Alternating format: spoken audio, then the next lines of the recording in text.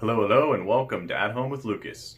So we're going to be talking about the Xfinity Comcast Flex box. So this is the full review on this device. When I initially got it, I thought it was more like a Roku or a Chromecast or an Apple TV. I didn't really know what this was. All I knew was it was free and they're going to send it to me.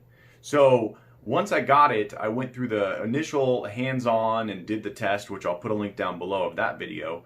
And now I'm ready for the full review. I think I have everything I need to make this a cohesive, simple, full review. So let's go ahead and check it out. Okay, so let's take a look at this Xfinity Flex UI. So right off the bat, I'm doing this on my 1080p monitor. Right off the bat, you're like, the image quality, the layout, everything about it is just subpar. There's nothing about it that screams innovation or beauty or anything. It's very simple layout, very simple everything. And the first thing that I go to with this is I go to live TV. So when I go to live TV, I expect to see live TV. Well, what am I getting? Not live TV, popular channels. Very strange. I'm trying to find a live TV. Maybe I want to see breaking news. Where is the live TV? I don't see it. And so I'm scrolling through here looking for live TV on the live TV channel. It makes absolutely no sense that I'm not seeing it anywhere. Oh, look, live TV networks. Have they changed the definition of live TV? I mean, this is so crazy that this is what they have. Like, live TV means when you click on it, it is live. It is something that is brand new and not in the past. So you literally have to go down to here to live TV. Once again, there's now live TV here and live TV here. And then you have to click on a live TV, which I don't even know if that's live. This one actually says live. Okay, I'm going to click on that. Now here's the first thing that's annoying. It's just this service. She says when she woke up, it was all a blur. I wasn't sure where I was. I was very confused. I didn't have a belly Can't anymore. find the mute. I didn't know where my baby was. I was in isolation. I hadn't been able to see my husband. Oh, I don't have the ability to mute it. Every day at a time and just kind of trying to regain my strength and core and muscles. And she is still waiting to test next. So the back button did not get me out of that. I had to hit the Xfinity button. That's not intuitive. The back button should also bring you back here. So that's not intuitive. They do constantly update this thing all the time. So it is getting new updates. So when I first got it, when you went to the live TV, there were 2 pages that you had to sort of click through in order for them to go away, or they would eventually go away on their own, but it took forever. I'm just looking at my notes right here. So the remote now, after all this time, I haven't really used it that much, but the buttons are starting to break in, which is really nice. Live TV also glitches like a mofo. It is insane. So when you are actually watching something live, you cannot trust that it's going to stay on. It may just up and glitch and then have to restart. Yeah, the play pause button on the remote is super annoying. I wish it was closer to the bottom where you kind of hold the remote, but instead it's way at the top. But that's just me being nitpicky. I also wish you could use voice control to just shoot you back home, so you can't say like home or anything like that to get you back. Well, let's give it a shot. Xfinity.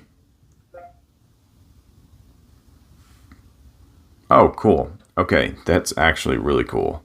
So if you say Xfinity, it will take you home. That's very cool. Let's test that out one more time because that is actually really cool. Xfinity. Oh, very cool. All right, so that's how you get home with the voice control. That is very cool. I really like how when you pick up the remote, it lights up. That is really nice. and then as soon as you set it down, it goes completely off. So when you're streaming something, it's actually pretty solid. I would say it's if you're using a traditional streaming service like Netflix or Hulu. Oh wait, Hulu is on here now. Nice. Yeah, I think I talked about that in the last one. Supposedly they're going to slowly get all of the streaming services on here, but it's going to take time. That's cool. Yeah, streaming is good. It's it's just like on any streaming device. The Xfinity Flex box itself has a decent grip on the bottom, so it's not going to slide off with the weight of the cords pulling on it. So that's cool. So you can use voice controls to control Netflix. I thought that was very cool. I found myself actually using the voice button quite often. That thing is very nice. So one of the biggest things, and I'm not going to be able to show you because my account information's in here, but one of the biggest things about this device is that it's not just a dumb streaming device. It's actually got some legit information in it, and it's more of an account device than anything. Like, you can actually check a lot of account information in here at the very bottom, as well as you can do some preferences. I think it's preferences. No. Yeah, maybe it is preferences. General. Oh, you can clear your cookies. That's cool. Maybe it's in device settings. Yes. So this is really cool. Oh, see, I wasn't even on full HD. Wow. That is hilarious. So it didn't even register that mine was 1080p full HD. That is hilarious. So the same thing happened with my 4K TV. So this is very important. So take note on this. If you want the best image quality, you're going to have to go into the settings, go into here and click on it yourself, because it does not seem to want to give you the best streaming, or not streaming, but the best image quality. It's quite funny. And I will admit that when this goes onto the 4K TV, it looks a tiny bit better, but not much better. And in fact, like, the thing that was super annoying was the backgrounds. The screensaver would pop on after X amount of time, and then the images it would show, most of them would look terrible on a 4K TV, like as if they didn't put high-res images into this system, which makes absolutely no sense because most people have HD and 4K and 8K TVs. So why they did that, I have no idea. Oh, another thing that's really cool is you'll actually get notifications on this thing from your account. I really like that. So the thing that's really cool is if you go into the settings, you can actually connect the device settings. You go down to audio, and you can connect a Bluetooth device to this thing. It is really cool, and absolutely love that. You can also connect it. There's my headphones right there. You can see them. That is really cool, and it's just an added functionality that you kind of need to have. And you can also Bluetooth the soundbar to this thing too. So if you have a Bluetooth soundbar, then you can do that to your Xfinity Flex. Yeah, this thing is definitely a lot more than just a simple Roku or streaming box.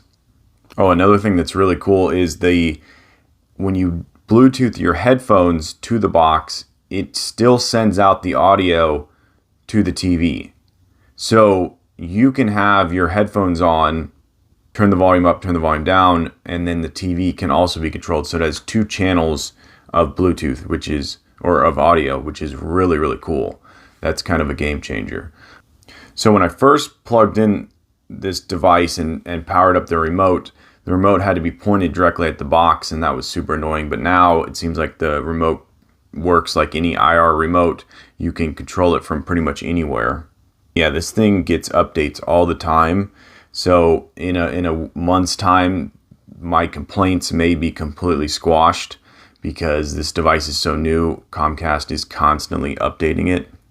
One thing that's super, super annoying is go to your streaming music service and then you hit the home button and you go back to here, you cannot hear the music playing in the background. So this has no multitasking. It has no ability to play your music in the background. So that is a big no for me. I don't like that at all. I think that they should allow you to have music streaming in the background. Yeah, you can control your Xfinity router through this device, which is actually really, really cool. You just go into your account. I don't think it's in settings. No, it's not in settings. You go into your account, and then you're going to be able to restart your router and do other troubleshooting, kind of like you do on the Xfi app. So that's actually really cool that they have that feature. Probably do not have Spotify.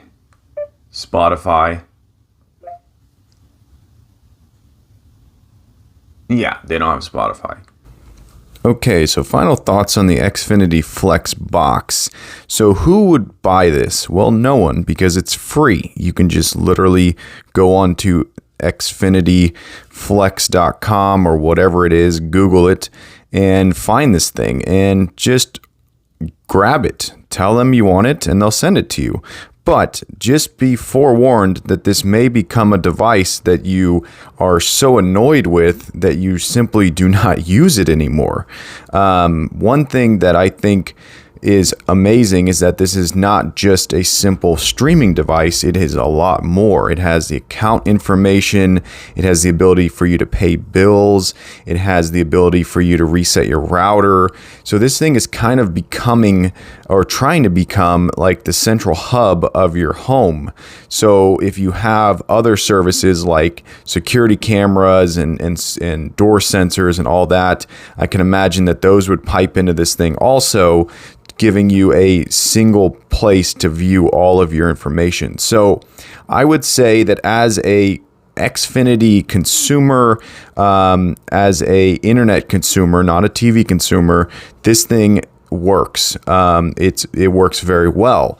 But just know that it's going to probably give you a lot of headaches, and you may just simply not use it for quite a long time. And it like I said in the video, it gets constant updates. So each update is going to improve it a little bit more.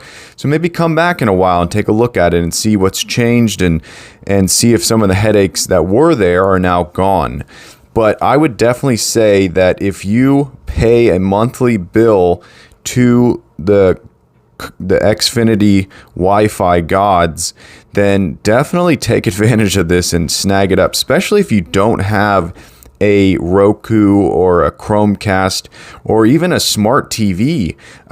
This thing will be great for you. So if you're a long-time cable user and you're getting off a cable and you're getting onto this, then yeah, definitely great. Snag this, do it.